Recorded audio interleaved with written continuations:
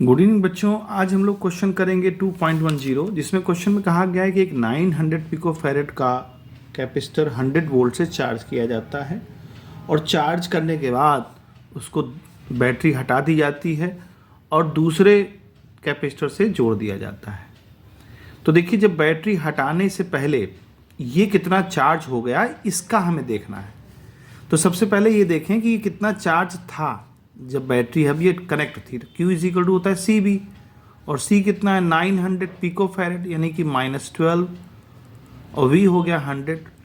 तो यहाँ देखिए 4 जीरो इससे कैंसिल हो जाएंगे तो हो जाएगा 9 इंटू 10⁻⁸ कूलाम। तो ये तो हो गया चार्ज जो इसके पास मौजूद है। लेकिन अब जब ये बैटरी हटा करके दूसरा कैपेसिटर इसके साथ पैरेलल में जोड़ते हैं तो अब चार्ज तो वही रहेगा क्योंकि चार्ज तो इसमें आ चुका था, लेकिन अब टोटल चार्ज नहीं रहेगा ये, क्योंकि ये चार्ज जो है कुछ इसमें भी जाएगा तो इंडिविजुअल कुछ तो चार्ज इनका कम होगा। लेकिन अगर इन टोटल देखा जाए सिस्टम में तो चार्ज वही रहेगा क्योंकि इसके ये तो चार्जलेस था।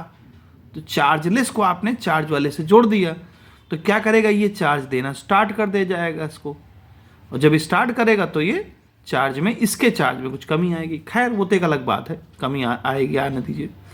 लेकिन अब पोटेंशियल का क्या होगा, तो पोटेंशियल में भी चेंज आएगा। तो अब जो है दोनों का पोटेंशियल क्या होगा उसको बोलेंगे कॉमन पोटेंशियल।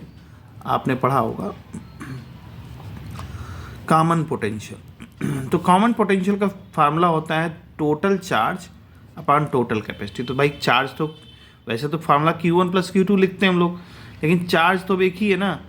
और चूंकि कैपेसिटी हमारी टोटल C1 C2 कह लीजिए, चूंकि पैरेलल में है तो C1 C2 रहेगी ही रहेगी। पैरेलल में सीरीज मतलब पैरेलल में सिंपली जुड़ता है क्योंकि रेजिस्टेंस से थोड़ा सा अलग होता है। तो चार्ज इस पर कितना था 9 इंटू 10⁻⁸।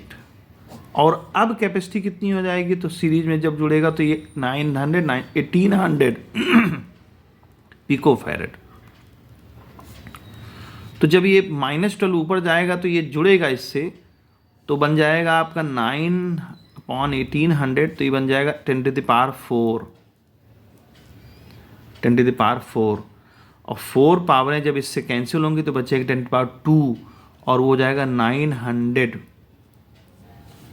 है ना। 900 हो जाएगा अपॉन 80, तो ये लगभग 50 आ जाएगा, 50 वोल्ट। कॉमन पोटेंशियल क्या हो जाएगा इसका 50 वोल्ट।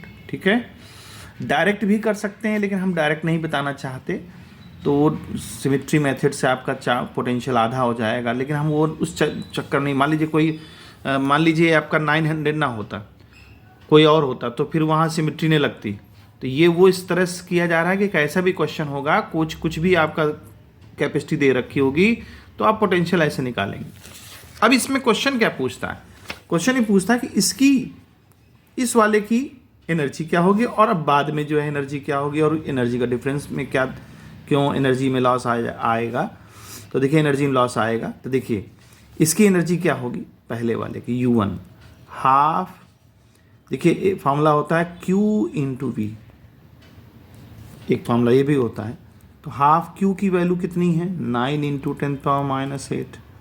V हमारा 100 है तो देखिए कैंसिल होगा 50 आ जाएगा, 9 5 जब 45 और 8 में से एक जीरो इससे कैंसिल हो 7 बचेगा, और 7 को अगर हम यहाँ डेसिमल लगा दें तो -6 बच जाएगा। तो ये तो आप लोगों को मालूम ही होगा कैसे हम डेसिमल इधर से उधर प्लेस करते हैं, छोटी बात हो गई अब आप लोगों को क्लास 11-12 में। तो ये इसका चार्ज हो गया, मतलब इस पर इतना एनर्जी आ गई।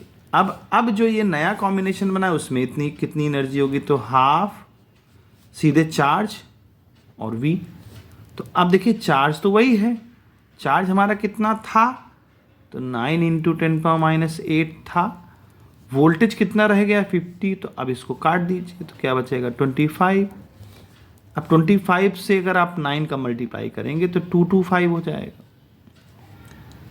ठीक है, 225 हो जाएगा और ये 8 का हमारा 8 ही रहेगा क्योंकि इसको तो अब कुछ मिला नहीं। लेकिन यहाँ डेसिमल अगर प्लेस कर देंगे 2.25 तो 10⁻⁶ जूल हो जाएगा। तो दो बातें हो गई, एक U1 हमारा इतना आ गया और U2 हमारा इतना आ गया, लेकिन दोनों में फ़र्क क्या है, दोनों में एनर्जी कम हो गई। क्यों एनर्जी कम हो गई? तो आप देखते होंगे जैसे बैटरी से आप ये कैपेसिटर से जब आप बैटरी हटाएंगे और फिर दूसरी लगाएंगे तो उसमें कुछ स्पार्किंग की आवाज़ आती है। वो स्पार्किंग ही एनर्जी के रूप में यानी लाइट और जो हीट के रूप में निकल जाती है। तो जो एनर्जी थी उसके पास अब उतनी एनर्जी नहीं बचती, क्योंकि वो लाइट इमिट जो है हो जाती है। लाइट एक तो इमिट होती है, ठीक है, साउंड भी बनता है, आवाज़ भी आती है स्पार्क की। तो लाइट और साउंड के बनने के कारण एनर्जी लॉस होता है। तो ये इस तरह से क्वेश्चन सॉल्व करेंगे।